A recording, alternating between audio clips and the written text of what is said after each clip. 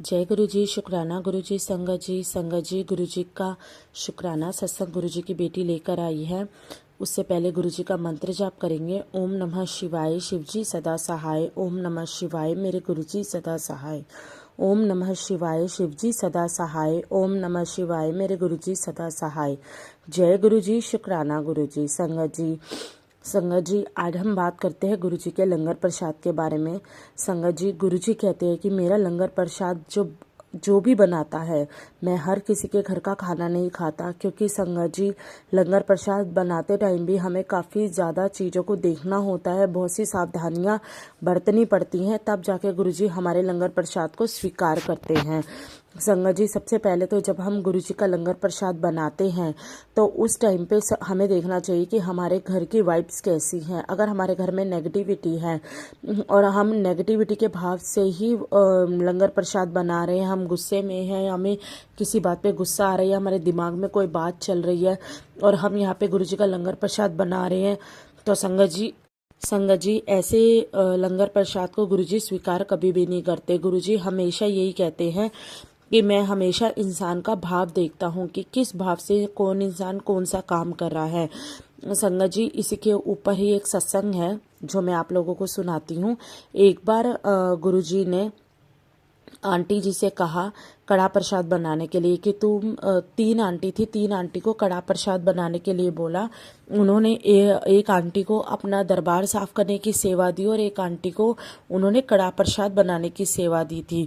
तो आंटी जिनको दरबार साफ करने की सेवा दी गई, उन्होंने तो गुरु जी का दरबार साफ करने लग गई वो, और जो दूसरी आंटी थी जिनको उन्होंने कड़ा प्रसाद बनाने की सेवा दी थी, वो उस आंटी ने कड़ा प्रसाद बनाया और उसके बाद ही उनको कोई काम याद आ गया तो उन्होंने अपनी मेड को बोला कि थोड़ी देर तू इसको चला दे, मैं अभी अपना एक काम करके आती हूँ। तो संगत जी उनकी मेड ने उसको चलाया, मतलब थोड़ा सा कड़ा प्रसाद जो था वो मेड ने बनाया और थोड़ा सा कड़ा प्रसाद जो था उस आंटी ने बनाया।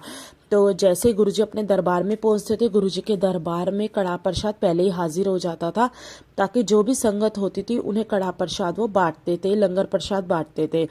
तो संगत जी जब उस आंटी के घर से कड़ा प्रसाद आया और गुरुजी ने वो कड़ा प्रसाद सबको बांटना शुरू किया, तो उन्होंने आंटी से पूछा ये कड़ा प्रसाद किसने बनाया। तो आंटी ने बोला ये कड़ा प्रसाद मैंने बनाया है। तो उन्होंने बोला नहीं, ये कड़ा प्रसाद तूने नहीं बनाया, तू सच बताइए कड़ा प्रसाद में तेरे अलावा भी किसी ने बनाया है। तो उन्होंने बोला हाँ, मेरी मेड ने इसमें हाथ लगा दिया था। तो गुरुजी गुस्सा हो गए। गुरुजी ने बोला कि जब तुम्हें एक सेवा दी गई है तो तुम उसे बिल्कुल मन से क्यों नहीं करते। जिस मेड से तुमने इसके ऊपर हाथ लगवाया है, जिस मेड ने इसमें हाथ लगाया है, तुम जानते हो उसकी थॉट कैसी थी। वो उस टाइम वो नेगेटिविटी थी या पॉजिटिविटी थी। जो तुमने उसे बोला जो काम तुम्हें दिया जाए वो तुम बिल्कुल ही पॉजिटिविटी के साथ किया करो, वरना मत किया करो। संगत जी आप लोग जानते होंगे कि गुरुजी के बहुत बड़े सेवादार थे रघुवीर अंकल, जो गुरुजी के सेवक थे। संगत जी हमेशा गुरुजी का जो लंगर प्रसाद था वो उन्हीं के घर से आया करता था।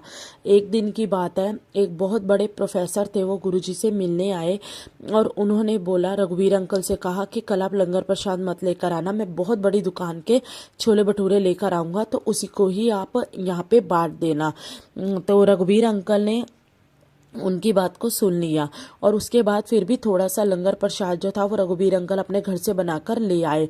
तो रघुवीर और जो छोले भटूरे थे उन्होंने बोला कि मेरे को ये छोले भटूरे बांटने हैं। तो गुरुजी ने उनके छोले भटूरे की तरफ देखा भी नहीं और जो रघुवीर अंकल का लंगर प्रसाद आया था उसको ही गुरुजी ने सब में बांटने को बोल दिया। तो उस आदमी ने बोला कि ये कैसे गुरु हैं, मैं इतने महंगी दुकान के छोले भटूरे लेकर आया हूँ और इन्होंने मेरे छोले भटूरे की तरफ देखा भी नहीं। तो उन्होंने रघुवीर अंकल से बोला कि गुरुजी ने बोला कि आप ये सारे छोले भटूरे उठाओ और जाके पीपल के पेड़ के ऊपर रख कर आ जाओ। तो संगत जी रघुवीर अंकल ने ऐसे किया, उनके छोले भटूरों को पीपल के पेड़ पे रखकर आ गए और जो रघुवीर अंकल का लंगर प्रसाद था वो सबके घर सब लोगों को संगत को बांट दिया गया। तो गुरुजी ने उनको बोला मैं कभी भी बड़ी दुकान नहीं देखता, मैं कभी भी इस चीज़ के लिए नहीं कहता कि तुम बहुत बड़ी दुकान का लाओ, अच्छी दुकान का लाओ, मैं सिर्फ बनाने वाले का भाव देखता हूँ। चाहे तुम 2 रोटी लेकर आओ, लेकिन अपने भाव से बना कर लाओ। उस चीज़ को मैं स्वीकार करता हूँ। मेरे लिए कोई बड़ी दुकान, कोई छोटी दुकान नहीं होती। और संगत जी, जिस छोले भटूरे को गुरुजी ने पीपल के पेड़ पे रखवाया था, थोड़ी देर बाद ही उस छोले भटूरे का रंग नीला पड़ गया। तो गुरुजी हमारी जानी जान है, उनको सब कुछ पता है। हम सबको पागल बना सकते हैं, गुरुजी को पागल नहीं बना सकते। हम जब भी गुरुजी का लंगर प्रसाद बनाते हैं या गुरुजी का भोग बनाते हैं, तो संगत जी हमेशा अपना दया भाव, अपना मन हमेशा साफ रखिए। और जिस टाइम आप लंगर प्रसाद बनाइए, आपका ध्यान सिर्फ मंत्र जाप, गुरबाणी, इन चीज़ों में होना चाहिए, ताकि जितना आप मंत्र जाप सुनेंगे, गुरबाणी सुनेंगे, तो कोई सोच और आपके दिमाग में आएगी ही नहीं कि मेरे को कोई और सोच भी सोचनी और या नेगेटिविटी से मेरे को खाना बनाना है। क्योंकि हर कोई अपनी तरफ से अच्छा ही बनाता है और अच्छा बनाना ही चाहता है। लेकिन गुरु संगत जी, क्या होता है कि जब हमारे घर का माहौल थोड़ा सा नेगेटिव होता है ना, तो वो नेगेटिविटी हमारे खाने में भी आ जाती है।